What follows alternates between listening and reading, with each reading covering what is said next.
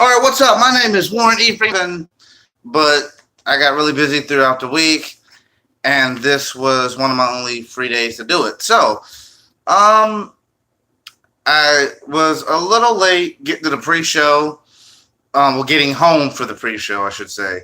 Had a lot of running around to do, and the only pre-show match I really watched was Cedric Alexander and Drew Gulak. And that match was good. Went 10 minutes and 15 seconds, and Cedric Alexander retained the belt. Now, I will talk about the other matches. I'll just basically report on them. Andrade Cien Almas and Zelina Vega defeated Lana and Rusev, which was actually the pre-show match I wanted to see that I missed. And then the B team defeated the Revival, and I did watch that match. I forgot I saw that. So the only pre-show match I missed was the mixed tag match, which really was the only match I wanted to see. All right, off to the main show. Seth Rollins with Dean Ambrose in his corner defeated Dolph Ziggler with Drew McIntyre in his corner. To me, I thought this was the best match of the night. Dave Meltzer gave this match a lower rating than the WWE Championship match, which I completely disagreed with. But I'll talk about that when I get to the WWE title match. But yeah, that match to me was the best match of the night. And really, every time Seth Rollins and Dolph Ziggler get together, they have a great match. Like I can remember, I know I probably talked about this before. My first recollection of seeing Dolph Ziggler and Seth Rollins mix it up was at Survivor Series 2014 when they were the final two survivors for their team. And just that exchange right there was freaking awesome. And since then, every time they have paired up, it has been nothing but gold in the ring. Dean Ambrose and Drew McIntyre did not take away from the match. They didn't really add to the match as much as I thought they would. It wasn't the end, but still, it was cool. So that was a good match. Then we got the New Day versus, and this is where I'm going to start bitching here because you literally had, let me see. I'm going to go on my list here because you had 3 matches that ended with a DQ. And that's, to me, is what brought the show down. I mean, for me. So this is the first match that ended with a DQ. You had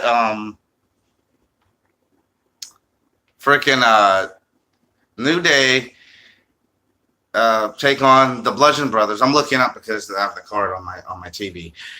You had the New Day win via disqualifications because the Bludgeon Brothers uses their mallet gimmick to hit, I think, Kofi in the ribs or in the knee. And here's my problem with this. SummerSlam is a big 4, okay? And by the way, they went all out. They're really making SummerSlam like the stepchild of WrestleMania. But honestly, it's the second biggest show of the year. I get it. But they went all out with the freaking animations that only the viewers can see at home. Like when Roman Reigns came out, he literally had like a big dog hovering over him. Yeah, so they went all out to try to make this show seem like on par with WrestleMania as far as their presentation goes. And they had Terry Crews with like this video at the beginning too, for some weird reason.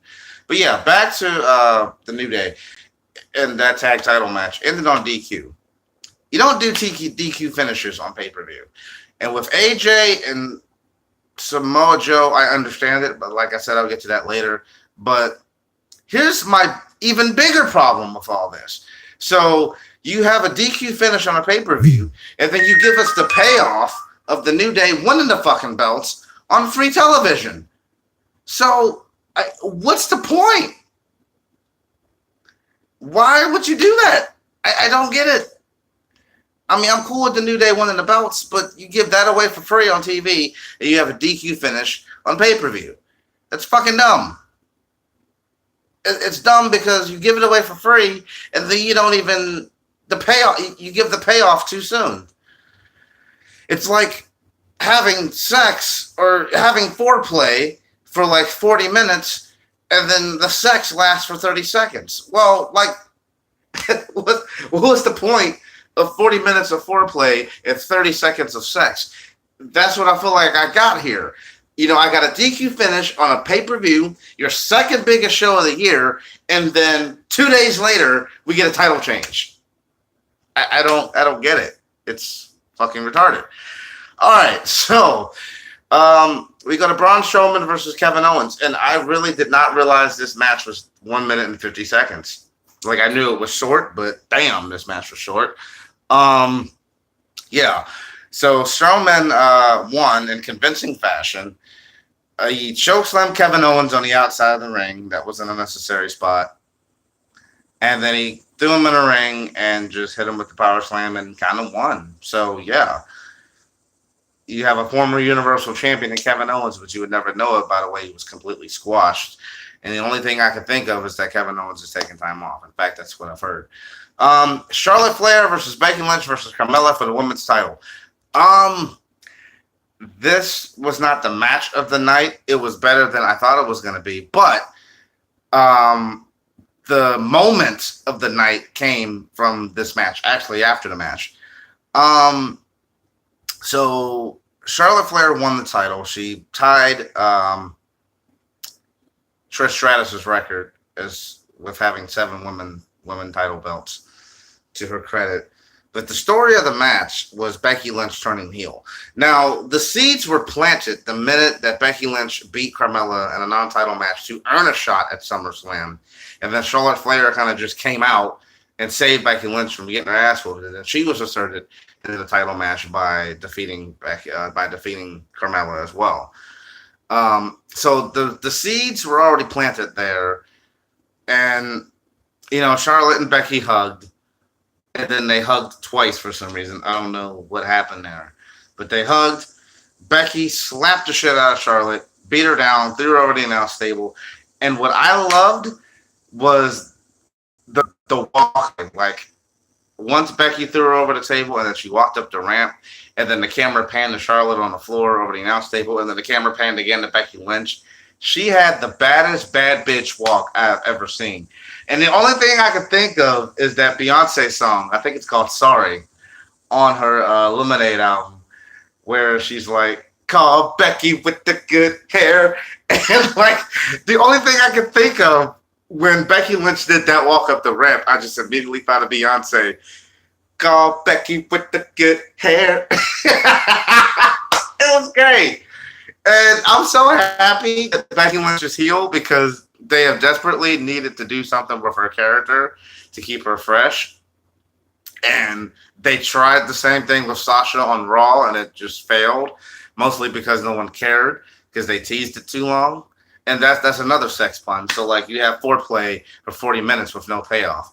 That's pretty much Sasha's attempt at a heel turn. But anyway, yeah, Becky Lynch, man, that was the moment of the night. And the crowd fucking lost it, too. As soon as Becky slapped the shit out of Charlotte, the crowd lost it. It's one of those moments where you see it coming, but when it happens, it still shocks you. Kind of like when Kevin Owens got chokeslammed off the cage last month at Extreme Rules. Like, you knew it was kind of going to happen, but when it happened, you still went apeshit. Same thing. Pop of the night with not even close. It was the pop of the night. That was just awesome. Where Carmella falls and all this, no one cares. The story is Becky Lynch and Carmella. I only watched half of SmackDown this past week, so I don't know what happened with Becky or Carmella, and I don't know what happened with AJ and Samoa Joe. So I got to go back and watch SmackDown to catch up on that. But I did see a tweet or an Instagram post that Becky Lynch posted on her Instagram. And it was a picture of Charlotte, and the word "this" was pointed with an arrow to the title. And Becky Lynch said, I've been fighting for this, in quotation, since I was 16. I trained all over the world for this.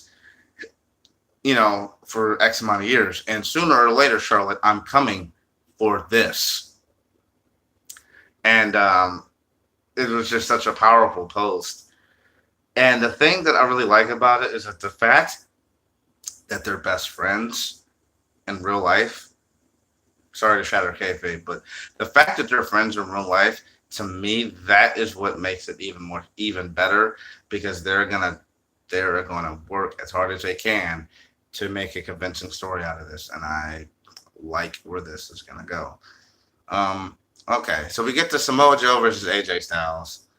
And again, Dave Meltzer, for some reason, gave this match a higher rating than the Intercontinental title match. I can't wrap my mind around it. The man is entitled to his opinion, but I just can't wrap my mind around the fact that he would rate AJ Styles and Samoa Joe higher with a DQ finish. Because even if you take the DQ finish out of it, the Intercontinental title match was still the better match. Even without the WWE title match having a DQ. But yeah, the match was, it wasn't bad. It was good. It was a good match, but it just didn't touch, to me, Seth Rollins and Dolph Ziggler. But the DQ happened when Samoa Joe got on the microphone once AJ was down. He threw AJ into the steps, and Samoa Joe said something to the effect of, Daddy is coming home, and Samoa Joe's going to be your daddy, or something to that effect. And AJ, I don't know whether it was a forearm or if it was supposed to be a forearm or what it was, but he launched his body at Samoa Joe, and they both went to the barricade. And then AJ grabbed the chair and started beating the shit out of Joe, which caused a DQ. Now, just the sight of AJ bleeding out of his head and him still smashing that chair into Samoa Joe was a good image. And then you saw AJ's wife say enough, to really sell that point. But yeah, the match was cool had it not had a DQ. But see, here's the thing. The difference between the tag title match and the WWE title match. All right, so the tag title match had a DQ, and as I said, you got the payoff on SmackDown 2 days later when they won the fucking belts. With AJ and Samoa Joe, you have a DQ finish at SummerSlam, which I'd have to imagine has to go to Hell in a Cell. So you have a DQ finish, which warrants a Hell in a Cell match. So I understand why they had the DQ finish at SummerSlam. I don't like it, but I understand it because I have to imagine this has to go to Hell in a Cell. Okay, so then we go to Miz versus Daniel Bryan. Any match that Daniel Bryan is in is going to be a good match. I don't think he's ever had a bad match in the 8 years that he's been with the company. Mechanically, Miz has more of a presence about him, and Miz is very underrated in the ring, and I don't mean that he's a technician in the form of like a Bret Hart or a Kurt Angle or even a Daniel Bryan. But what Miz has that a lot of people don't is he tells an amazing story, and I can't think of anybody that I would compare Miz to. Maybe Stone Cold post neck surgery. But yeah, Miz tells an amazing story, and he told an amazing story in this match. He's got a pair of brass knucks from Maurice's boobs. What it is, she put her jacket, but she pulled them bitches out of her cleavage, and Miz grabbed it, and then I think Daniel Bryan was going for a suicide dive. Miz punched him and won. On SmackDown, the part that I did see, a mixed tag match is now set up where it's going to be Brie Bella and Daniel Bryan versus Miz and Maurice at Hell in a Cell. I still think that Miz and Maurice should go over because I really think Daniel Bryan should chase the Miz until he finally beats him in that one defining match that ends the rivalry. And I would even like to see the belt put on Miz just so Daniel Bryan could take it off of him, and then that would be the defining end to the rivalry. To me, that's how I would rate it. How you get to Miz having the belt, I'm not sure because they got to finish out the Samoa Joe, AJ Styles storyline. All right, so we go to Finn Balor versus Baron Corbin, which was shorter than Kevin Owens and Samoa Joe. This was another squash match, but I understood the need for it. They wanted to sell the fact that they wanted to sell the Demon basically as being this unstoppable force. And again, I get why they had the squash, but I don't like it. So Finn Balor won, beating Baron Corbin in 1 minute and 35 seconds. Shinsuke Nakamura defeated Jeff Hardy to retain the United States Championship. This was the match that we did not get at Extreme Rules. Again, the story, and this is the same thing I said in my Extreme Rules video. If the story you're building to is Nakamura and if the story you're building to is Jeff Hardy and Randy Orton, then why do you keep having Jeff Hardy face off against Shinsuke Nakamura? I don't get it. So the match ends with Jeff Hardy has Shinsuke Nakamura lay down on the apron, and Jeff Hardy, like an idiot, does a swanton bomb onto the apron, and Nakamura moves. That has got to be the dumbest spot. And Jeff Hardy does a lot of dumb shit, but his damn near 40-year-old ass has no business, athletic or not, taking a stupid ass bump like that. First off, the apron is the hardest part of the ring, or so they say. The announcers really put that over. So kayfabe, we'll just say the apron is the hardest part of the ring. So to take a bump on that willingly is just retarded. And when I first initially saw it, it looked disgusting. But then when they did the replay, you could see Jeff Hardy grab the rope in midair, in mid swanton, so he could slow his momentum so the bump wouldn't be as bad. But either way, it's still a dumbass bump to take. So after he did the swanton on the apron, Nakamura hit him with the Kinshasa for the win. Randy Orton came out, walked midway down the ramp, turned and walked away. And all I could say was, you know what? Get your fucking pay-per-view money, Randy. Get that shit. You don't even got to do anything. Just show up, walk down the ramp, and get paid. Get that pay-per-view bonus. Get that. Earn that bitch. That's all I gotta say. And Randy Orton's been in the company's, 12, 15 years, so I'm sure he's earned that. But damn, dude, I would love to get paid like that. All you gotta do is just walk down the ramp. And what was even funnier is that he was in his wrestling gear. Like Orton was in his gear. He just walked down the ramp and walked back up. Anyway, fuck it. Get that pay-per-view bonus, Randy. Get that shit. All right, so then we go to Ronda Rousey versus Alexa Bliss, and it was the squash, and Ronda Rousey made her tap out, and I'm not gonna tap on my reputation. We got a new women's champion. Okay, so here's my problem with this. Ronda Rousey debuts in the company in January. She has a high-profile match at WrestleMania. She has a match at Money in the Bank. She has a match on Raw, and then her fifth match, she is put it into fifth or sixth. Anyway, in her fifth or sixth match, she's in a women's title match against Alexa Bliss. And she didn't lose her last title match because Alexa Bliss cashed in. And I kind of knew in my heart that it was going to be a squash, but it doesn't mean that I enjoyed it. And here's the thing. Now that Ronda Rousey's champion, where do you go from here? What do you do?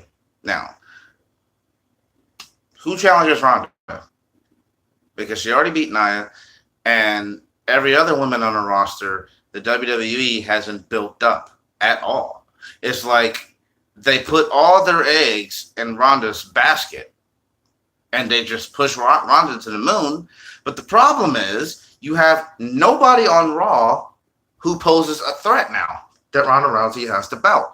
And people argue, well, Charlotte. Okay, Charlotte is the women's champion over on SmackDown. So at best, saying that this is, of course, assuming that both women are going to be champion next year by WrestleMania, you could have a champion versus the champion match, and Charlotte would be the obvious person to beat Ronda. Okay, but meanwhile, this is August going into September.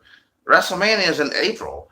So you're going to have a bunch of meaningless feuds for Ronda because you, the creative team, have not done your fucking job of building up other superstars.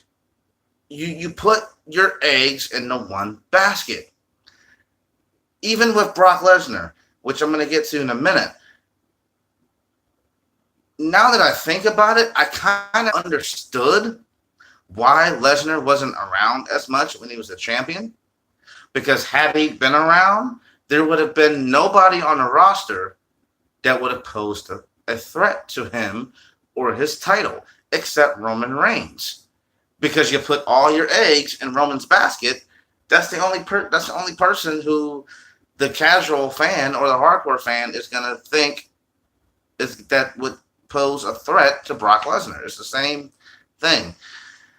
So with Ronda, I don't know. I mean, what do you do? Okay, you have her put Stephanie McMahon in an armbar the next night after SummerSlam. Okay, that's great. Stephanie McMahon certainly is no threat. So where do you go from here?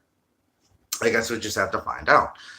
All right, so that was actually a good segue. So Brock Lesnar lost the title to Roman Reigns. Braun Strowman attempted to cash in, but basically he came out and did it RVD style or John Cena style, and basically gave them a time and place when he was going to do it. The only difference was Braun Strowman said he was going to do it after the match was over, and I think his quote was, "I don't care who wins, but one of y'all are going to get these hands." So Braun Strowman, he called Brock Lesnar a Beastie Boy. That got a pop. That was right up there with the Becky heel turn. So then after he makes this speech about what he's going to do when the match is over, Braun Strowman stands on the outside of the ring like this, and he watches the match. This match went 6 minutes and 10 seconds. You obviously don't need to have a long match with these two. I think if anything, their meeting at WrestleMania 31 exposed both of them, probably more so Reigns than anything, but I digress. So Braun Strowman gets taken out. Reigns goes for a spear, but like Brock moves out of the way and Reigns flies through the ropes and takes out Strowman. So that's how Strowman is taken out. Now, there's not a disqualification that's in place here because Braun Strowman never made contact with any of the wrestlers. Roman Reigns took out Braun Strowman by mistake. Lesnar went out after him and then F5'd Braun Strowman, which for some reason, I don't know why that was the funniest thing ever. Seeing Braun get dropped on his head, I don't know why I laughed at that, but it was funny. So that effectively took out Strowman. And then, Strowman got involved again, but it was one of those elementary distraction things where you see it in wrestling 100 times. Guy gets distracted by a wrestler who doesn't physically get involved in the match, and then gets hit with a finisher or gets rolled up, and that's exactly what happened. Lesnar did beat the shit out of Strowman with a chair. It was either after or before the F5. And then Strowman came to, Brock Lesnar got distracted.